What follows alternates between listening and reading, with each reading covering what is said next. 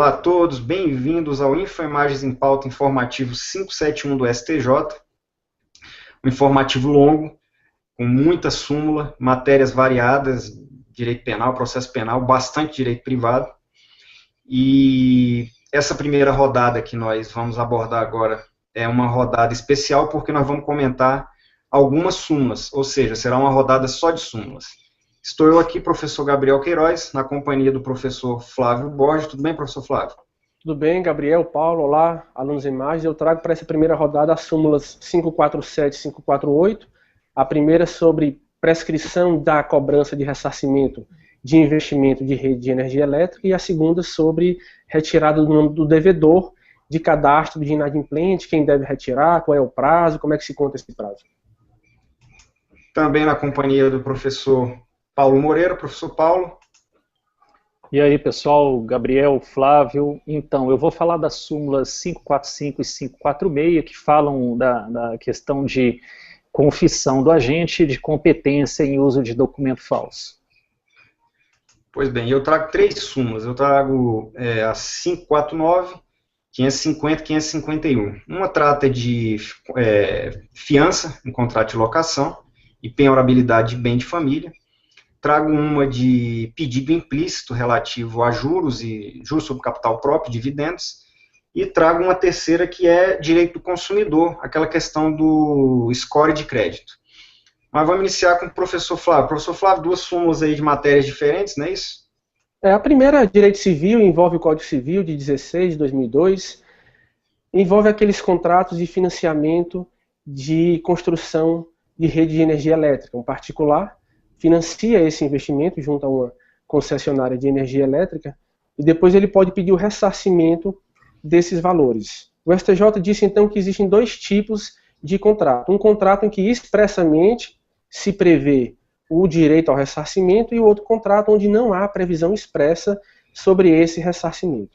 Em relação ao Código Civil de 1916, não há qualquer distinção.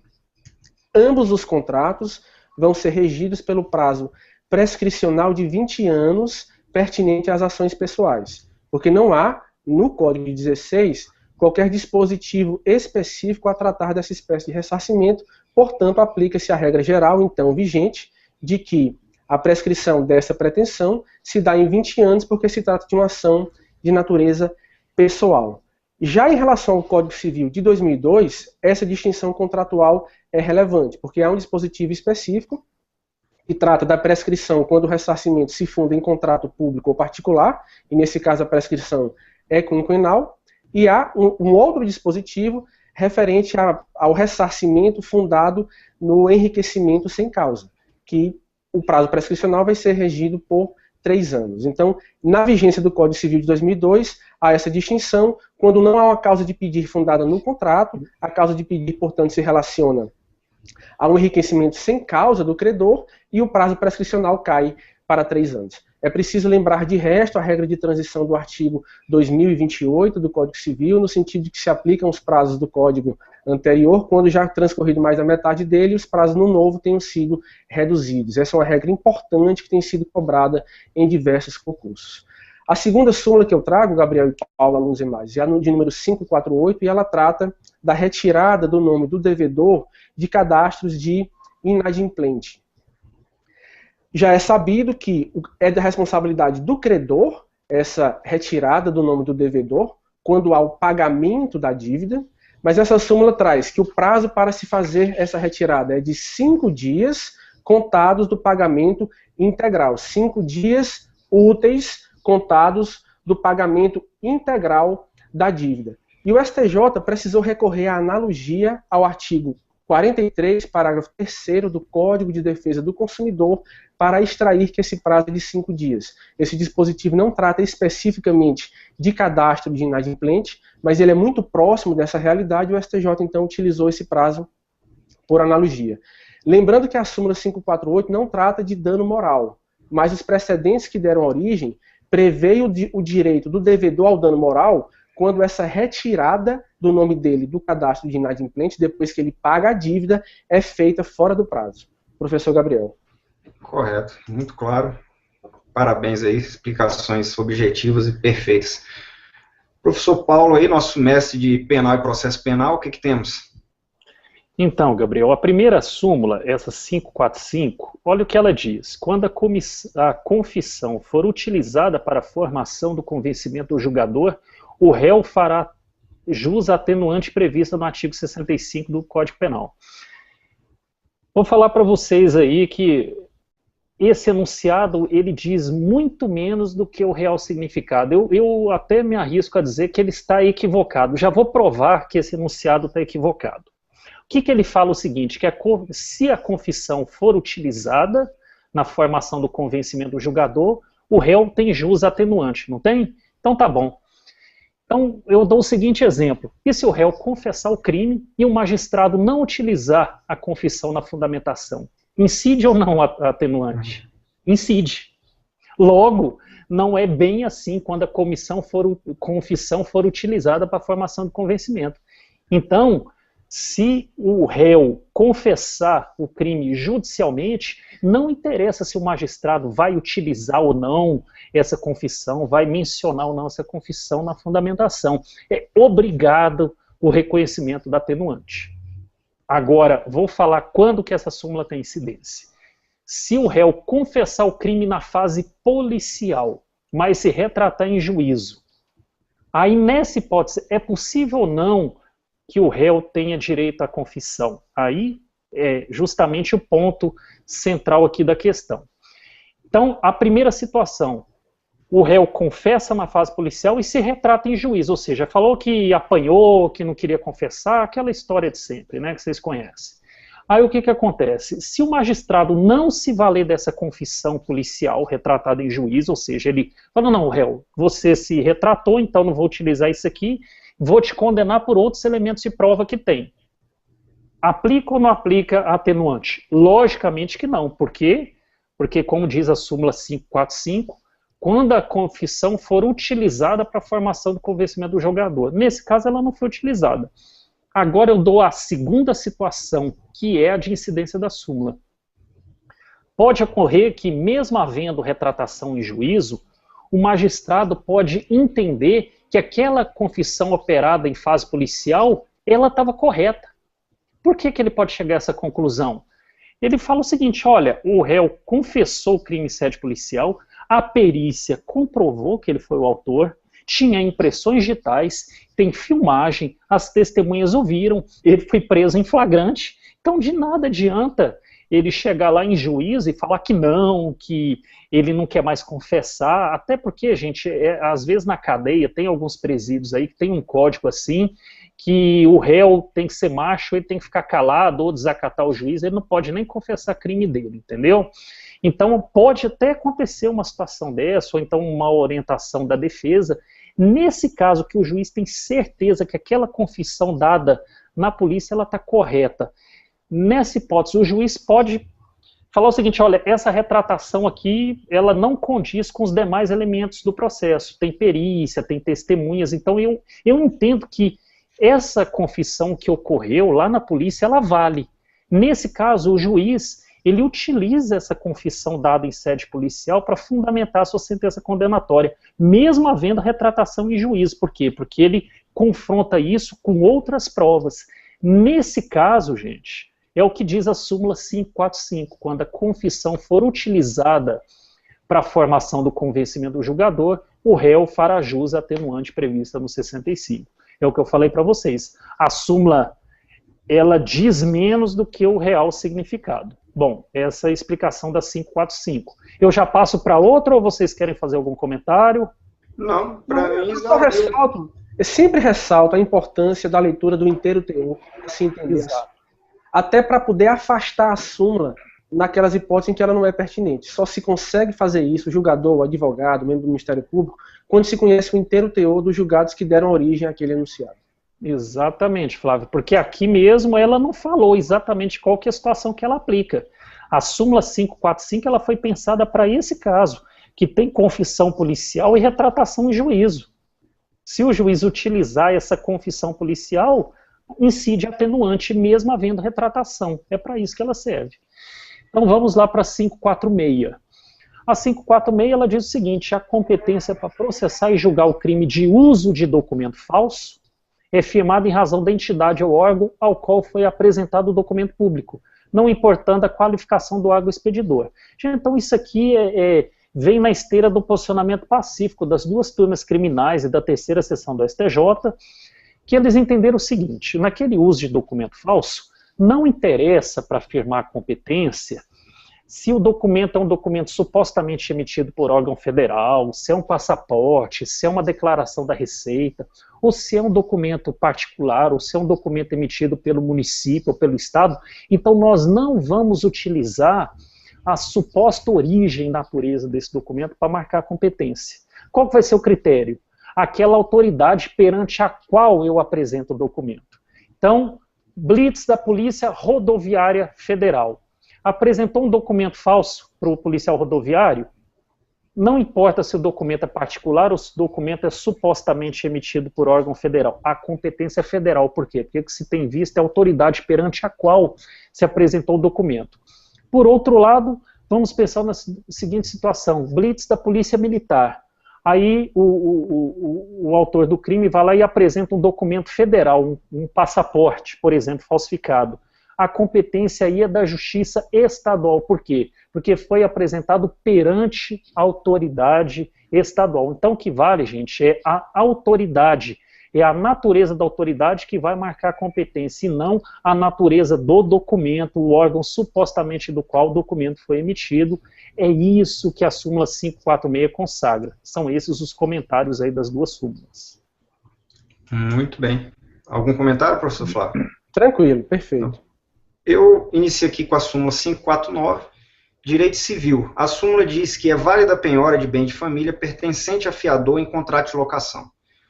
Qual a discussão toda? A gente sabe que o sujeito que faz o contrato de locação, se ele tiver algum bem, ele indica o fiador para ser garantidor, e o fiador, quando ele se apresenta como garantidor, o próprio bem dele não está sujeito à alegação de que é bem de família impenhorável. Isso está na lei, artigo 6º, artigo 3º, inciso 7º, da lei 8.009 de 90.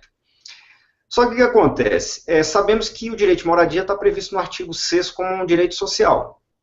Então, os advogados construíram a tese: olha, a legislação não poderia vir para limitar um direito social, como está no artigo 6º da Constituição. Isso viola a dignidade, como sempre, aquela história toda e tal. Pois bem, a questão chegou ao Supremo Tribunal Federal, tem um voto do ministro César Peluso, que é digamos assim, o leading case, é o RE 407.688, que o ministro César Peluso ele fez uma interpretação muito inteligente. Ele falou: olha, na verdade, quando se aumenta a garantia nesses contratos de locação, ao invés de restringir o direito de moradia como um todo, ele fomenta o negócio de moradia, os contratos de locação, e possibilita que o valor do aluguel abaixe, diminua, e que o dono os donos de imóveis, infelizmente a sociedade tem concentração de renda, aluguem e sejam estimulados a alugar seus bens para aqueles que precisam pagar aluguel. Com base nisso, entendeu que o artigo 6º não impede,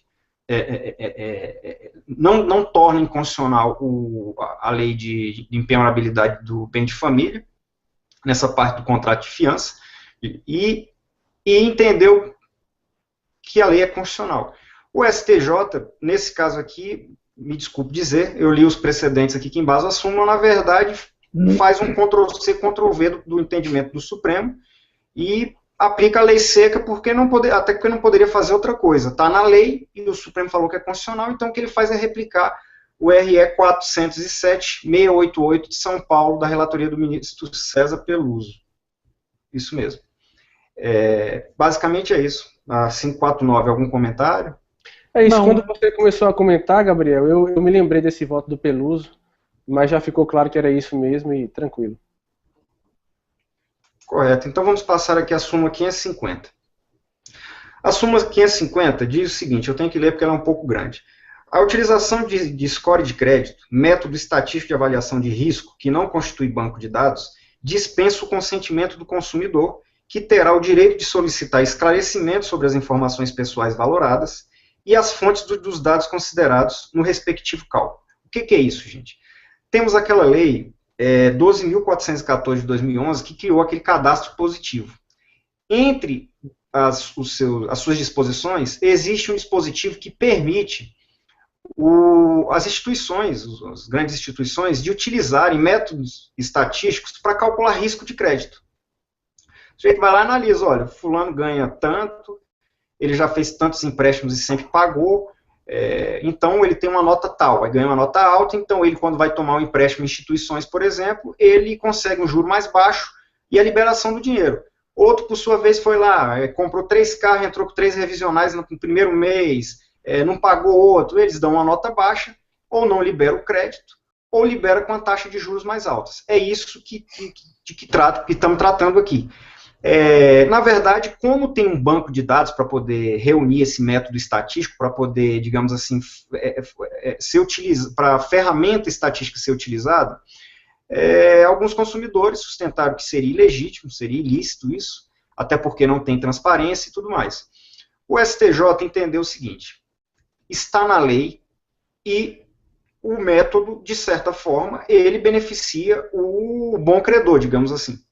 Então, não tem legitimidade nenhuma. Porém, tem que se garantir transparência. O fornecedor de serviço tem que informar o resultado e os critérios que utilizou para tanto. Basicamente, é isso que a súmula diz. Ela nada mais é do que a consolidação do RESP repetitivo 1.419.697, que está noticiado no informativo 551. Em forma sucinta e resumida, basicamente é isso. Nada a acrescentar, Gabriel. Nada a acrescentar também, foi muito bem explicado. A súmula 551 trata de direito societário e de processo civil. O que acontece? A gente sabe que na década de 80, acho que até 90, o pessoal que adquiria aquelas linhas telefônicas tinha o direito de receber umas complementações, um direito de receber ações das operadoras de telefonia à época. E tiveram várias ações a respeito de como é que eram essas emissões, enfim. O fato é que o consumidor, ele entrava pedindo a complementação de ações lá que ele tinha direito. A gente tem que lembrar que na década de 80, início da década de 90, o telefone era para poucos, era até investimento, então era um negócio complexo que não tem na realidade de hoje. Não façam analogia com hoje, porque não tem nada a ver. A parte, ela pedia a complementação de ações. Ela falava lá, eu tinha direito a receber tanto na participação societária, mas só foi emitido tanto. É para discutir isso. E o que acontece? Os pedidos passavam a ser julgados procedentes e na hora que ia executar, vinha a dúvida. Olha, eu pedi a complementação de aposentadoria, ou de aposentadoria não, de ações, e tem também, junto com isso, a minha parcela de distribuição no lucro, a minha retribuição como decorrência, que são os dividendos ou os juros sobre capital próprio. Eu não queria aqui entrar na diferença entre dividendos e juros sobre capital próprio, porque a gente tem que entrar aí em questão tributária, em questão contábil, mas a questão são duas formas que têm diferenças, mas se aproximam muito na análise global, que seriam o quê? Seriam os dois tipos de retribuição do sócio de uma sociedade anônima. Então, com base nisso, o STJ entendeu, olha, independentemente das diferenças entre as duas, fato é que dividendo e juros de capital próprio, ela é retribuição decorrente daquelas ações. A questão é saber, eu posso considerar isso como pedido implícito? A gente sabe que o CPC, ele tem algumas previsões ali pelo artigo 290, 293 por ali, tratando de, por exemplo, honorários advocatícios, mesmo que não pedido na inicial, o juiz pode condenar de ofício, isso é o pedido implícito. Correção monetária e juros, da mesma forma, o juiz pode condenar mesmo que não tenha pedido expresso. A questão é saber, essas disposições do CPC, elas configuram um rol taxativo? O STJ entendeu que não. Entendeu que existem situações, como é justamente esse caso aqui, em que o pedido é mera decorrência do pedido principal. Nesse caso, como o sujeito pediu o principal, que são as diferenças acionárias, digamos assim dizendo, a remuneração daí decorrente, a retribuição daí decorrente, o fruto, digamos assim, está contido nesse pedido maior. Com base nisso, entendeu que que é pedido implícito e que o juiz pode condenar. Porém, na fase executiva, o que tem que ver é o seguinte: se não houve pedido e o juiz condenou, coisa julgada. Respeita-se a coisa julgada, é pedido implícito, título válido, não é sentença extra-petita, executa-se normalmente. Porém, se o juiz se silencia em relação a esses pontos, também como é que se diz? Efeito objetivo da coisa julgada, de tal maneira que se o juiz não expressamente previu essas duas rubricas no título executivo, não existe possibilidade de executá-los. Então, basicamente é isso. Os juros sobre capital próprio e dividendos, eles são considerados pedidos implícitos, até porque realmente a decisão da STJ é boa. Quando ela prevê que juros são considerados pedidos implícitos, na verdade você pode considerar que como juros é remuneração de capital, eu entendo que qualquer coisa que for fruto de alguma coisa, decorrência, realmente dá para fazer um raciocínio análogo e a decisão do STJ, na minha opinião, é sábia. Em relação à parte executiva, também é muito técnica. Olha, se está no título, executa. Se não está no título, não se executa. Basicamente é isso que foi decidido. Eu peço desculpas pelo um pouco de alongamento, mas são alguns detalhes que a gente tem que explicar. E reforço, caso o aluno esteja fazendo um concurso para procurador da Fazenda, que vai mexer com o direito tributário, vale a pena ler o inteiro teor do RESP repetitivo 1.373.438, que discutiu a natureza do juros sobre capital próprio em confronto com dividendos, e é um assunto que está muito em voga aí, porque o governo está querendo sempre acabar com o juros sobre capital próprio, porque ela acaba causando um benefício tributário. Então, vale a pena para quem vai fazer concurso para mexer com direito tributário, porque pode ser um tema que venha a ser cobrado aí em breve. Basicamente é isso, professores. Nada a reparar. Nada a acrescentar também. Brilhante a explanação, Gabriel. Correto, muito obrigado. Bom, fechamos essa rodada. Explicamos que ela realmente se alongou um pouquinho, porque são várias súmulas, os assuntos variados, então a gente acredita que, para o tempo, fizemos muito. Fiquem conosco, teremos mais 7 rodadas, total de 8 desse informativo. Fiquem conosco em seguida.